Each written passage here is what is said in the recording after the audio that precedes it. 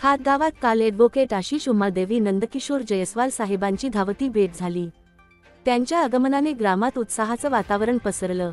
कार्यकर्त्यांनी त्यांचं जंगी स्वागत केलं।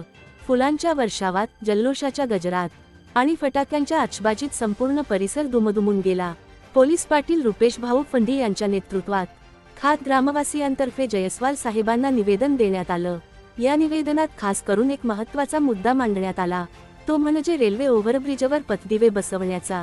हा ओव्हरब्रिज तयार होऊन अनेक वर्ष झाली आहेत, पण आजही तिथे पथदिवे बसवलेले नाहीत। संध्याकाळच्या वेळी त्या भागात अंधार पसरतो, वाहनचालक आणि पादचारी यांना मोठा त्रास होतो।